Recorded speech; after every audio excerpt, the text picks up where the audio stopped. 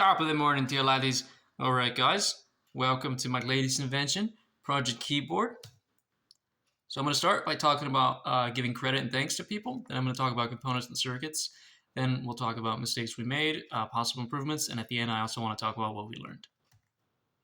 So starting first with giving thanks and credit to Radio Shack's Engineering Mini Notebook by Forrest Mims. I also want to thank my uncle. He gave me this handbook and he used to be an electronics technician. I also want to thank How to Mechatronics and Learn Electronics. They're two YouTubers, and I used a lot of their animations, and they helped explain a lot of concepts, such as the 555 timer. So starting with the 555 timer, I know at first glance it looks monstrous, but the 555 timer can be broken down into 6 major sections. So we have the threshold comparator up here, we have the trigger comparator, the voltage divider, the flip-flop, the output, and then the discharge over there. And here's a picture of a 555 timer. Now, if we zoom in, it's pretty much the same thing, just simplified. So again, we have the voltage divider here. We have the 2 comparators here, the flip-flop, the output, and the discharge. Again, it's the same thing, just a lot more easy to digest, as you can see. And then there are 3 main sort of operational modes for 555 timer. There's the astable mode, the bistable mode, and then the monostable mode. All of these produce different outputs depending on what you want. So yeah, this is the pin layout of a 555 timer. As you can see, it's 5 pins. Sorry, it's 8 pins. And this is the 555 timer in action. So in the astable mode, we have this one right here. As you can see, in astable, it's pretty much just oscillating on and off the whole time. In the bistable mode, pretty much acts like a latch. So you press a button and you press the other one to turn it off, as you can see. So press this one, stays on until you press the other button. That's the bistable mode. The monostable mode, all it is pretty much you press the button. As soon as you let go, there's a little timer that goes off, and that's pretty much it. So it's like a little timer, as you can see here. Look. Press the button, and depending on the capacitor's value, it'll pretty much affect the timer. Next up is I'm going to be talking about the astable mode. So for the project that we used, the Project Keyboard, it pretty much used an astable mode because it needs a sort of oscillation. I'm going to explain it a bit more once I show you the circuit. So again, here's the oscillation. And how it starts is pretty much we have VCC going in through here. I know it's overwhelming at first. I'm going to break it down into pretty much, you can configure each different operational mode depending on how you wire it pretty much. So these two consist of 2 resistors and a capacitor, as you can see here. And our inputs are the discharge, threshold, and trigger. Output is just the output, of course. And these are the triggers, these are the comparators. These are the flip-flop, that's the output, and the transistor. Now, how this works is pretty much as soon as you wire it this way, pretty much in this configuration, the voltage goes through here. And how a comparator works is if there's a higher voltage than the other one, you get the output. So for example, this is a plus, this is a negative. If I had a 9 volts coming in through the positive and I had 10 volts coming in through the negative, this would output as a 0. If I had a 10 volts up here and I had 9 volts, this is greater than the bottom one, so here it's going to output a 1. So how that works is pretty much just comparing the voltage between the two. And whichever is greater, it's going to output depending on the terminal that it's linked to. Same thing for this one here. The flip-flop, how it works is just flipping and flopping. So if we have a set here, then it would be Q is 1, output is Q naught is 0. If we have a reset, it would reset it, so pretty much it would be flipping it as 0, and then that one would be a 1. How this works is pretty much as the voltage goes in through here, and the voltage divider, which breaks up the voltage into 2/3 and 1/3, assuming this is 9 volts, this goes in through here and it breaks it up to 2/3, so this becomes 6 volts. This breaks it up here and it becomes 1/3, so this is 3 volts coming in through here. So we have 3 volts and we have 6 volts here. Now, following this line over here, there's a discharge line here, goes through here, and at first it's pretty much just shorting down through here and it's slowly charging. But the capacitor, what it does is it slowly charges the voltage to match the voltage through here or even increase it. So if I had like a 9-volt capacitor here, slowly charge the trigger, and once it reaches, since this is 1/3, once it reaches at least 1/3 or greater, this becomes greater than this. Since this is greater than the 1/3 of 3 volts, let's say this is 3.3 volts, like it's just charging the capacitor, then this becomes a 0 instead of a 1, and this sets S to 1 and it pretty much flips it. Same thing happens over here. This is pretty much the 2/3 threshold. So the threshold, once it reaches more than 2/3 of the original voltage coming in through here, you're going to get what, let's say like 6 volts here. This would be like 6.3 or 6.5. Then this would be greater than this one. Next thing you know it, this becomes a 1, and this also flips over. So it's just constantly pretty much flipping and flopping, flipping and flopping. This is a discharge as well. I can't really explain it as well, but once it's fully charged, it discharges all the way through here and goes like that. Yeah. And this is the output, which when there's a 0 here, this becomes a 1. When there's a 1 here, this becomes a 0. So 1, meaning it would discharge it. It would activate this transistor, and it would discharge the voltage coming in through here. And it's pretty much like a constant state of how the oscillation works. I may have butchered it a little bit, but that's more or less how it works. The bistable mode, again, I don't want to go too much into detail into it since we're really just going to go over the astable. But the bistable mode is sort of similar. The only thing is that notice how there's 2 buttons and 2 resistors here. So there's a different configuration, and notice how the wiring is also different. So if you want to get the bistable mode, you have to wire it a bit differently. And then for the monostable mode as well, notice how there's 2 resistors, a capacitor, and just the button. And it's discharge, threshold, and trigger. So they're also wired a little bit differently, as you can see. So depending on how you wire this 5/5 timer, you can get 3 different operation modes, like I said. The astable, the bistable, and the monostable modes. Very useful timer. This is it again, just explain a bit more. So, this is the voltage divider, and what I was talking about earlier. If you had 9 volts coming in through here, it would break down to 2/3, and then 1/3 over here. It's just explaining, again, the comparators, the flip-flop, the output inverter, and then the discharge transistor. This transistor, it's an NPN, it's pretty much using it to discharge. Now, potentiometers, we should all more or less know how pot works. This is a symbol for a potentiometer.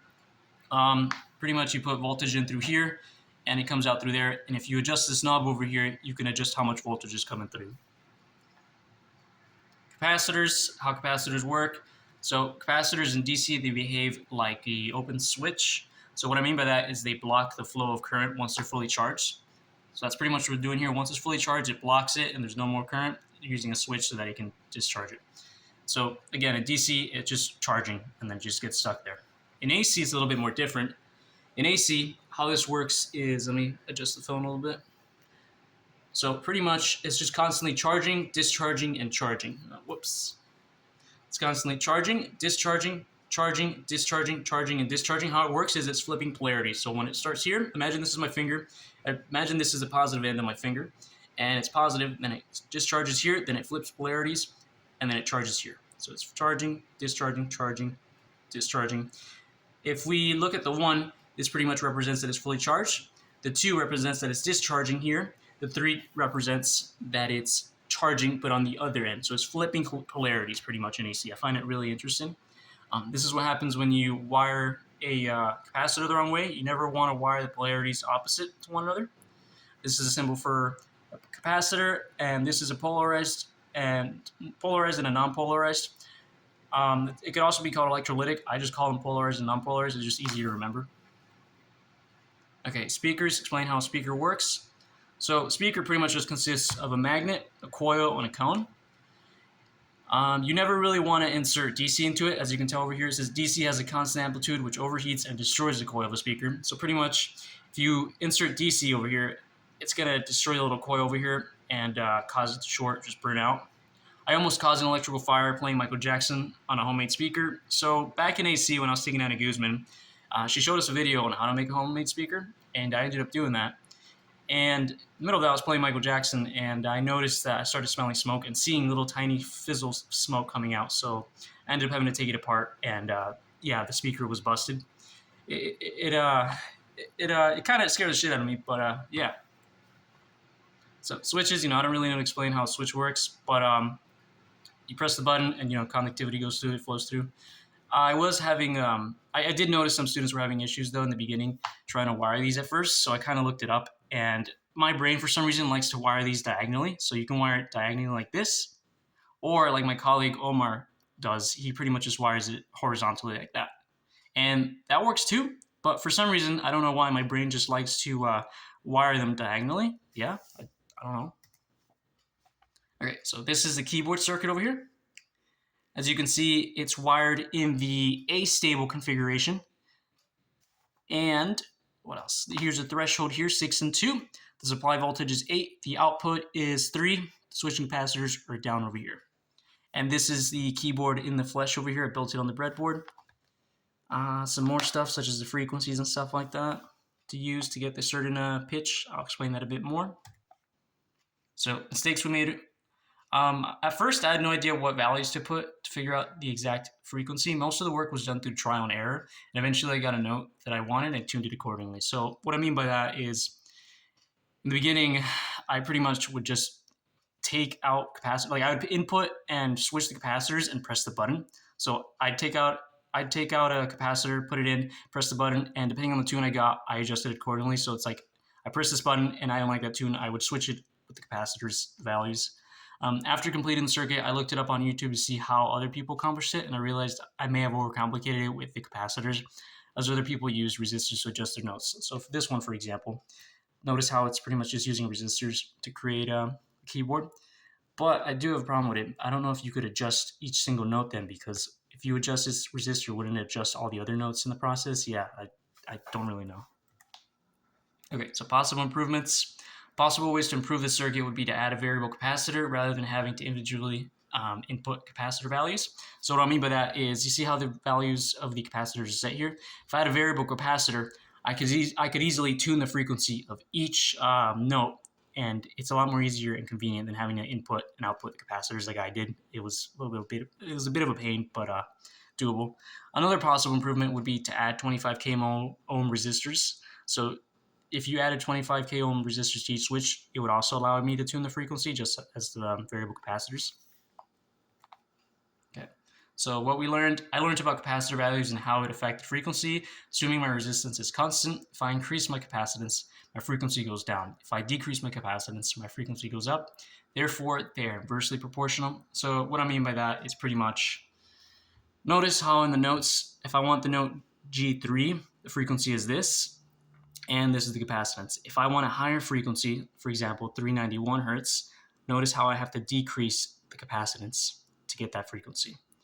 So assuming my resistance is constant, if I want higher hertz, I decrease the capacitance. If I want lower hertz, I increase the capacitance. Therefore, they're inversely proportional. I now understand how 5/5 timers work a bit more, including the 3 different operational modes. And here's just a video of me tuning the frequency for each one. Pay attention to the frequency, as you can see here.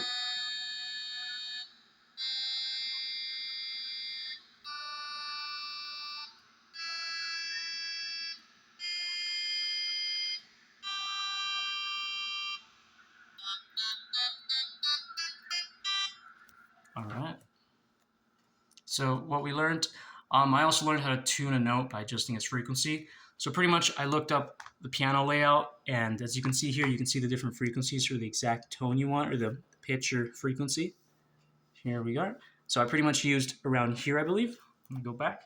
Yeah, 195, 196, starting from here up to around here. So I'll use this portion of the keyboard to pretty much create that circuit. And yeah, that's pretty much it.